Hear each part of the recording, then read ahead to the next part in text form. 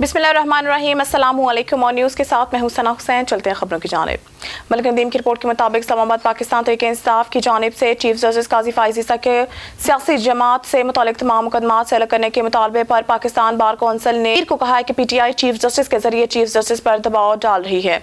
इस तरह की हिकमत अमली एक बयान में PBC के वाइस चेयरमैन रियासत अली सहर और PBC chairman executive committee Farooq Hamid Naik ने PTI के गैर जरूरी मुतालबे की मज़ाहमत की।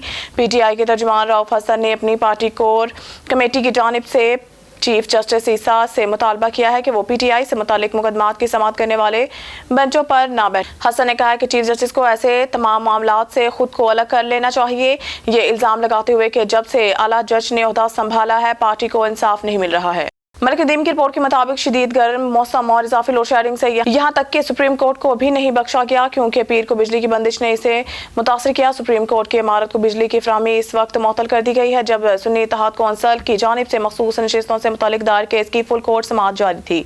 बिजली चली गई तो SIC के वकील फैसल सदीकी ने चीफ जस्टिस काजी फाइज ईसा से लोड शेडिंग के मसले पर रिमार्क्स दिए। SIC के वकील ने कहा है कि यहाँ बिजली की सप्लाई भी मुनक़ता कर दी गई है। चीफ जस्टिस ने इस्तफसार किया है कि जनरेटर से बिजली क्यों नहीं आई, टेलीविजन और लाइट्स ऑन थी। चीफ जस्टिस ईसा ने मजीद कहा है कि मुझे यकीन है सिर्फ कमरा अदालत के एयर कंडीशनर काम नहीं कर रहे हैं। मलिक नदीम की रिपोर्ट के मुताबिक इस्लामाबाद सुप्रीम कोर्ट आज सुन्नी इत्तेहाद कौंसिल और खैबर पख्तूनख्वा असम्बली के स्पीकर की अपीलों पर समाअत करेगी, जिसमें पेशावर हाई कोर्ट के कौमी और अक़लियतों के लिए खवातीन और अक़लियतों के लिए मखसूस नशिस्तों को मुस्तरद करने के फैसले को चैलेंज किया गया है।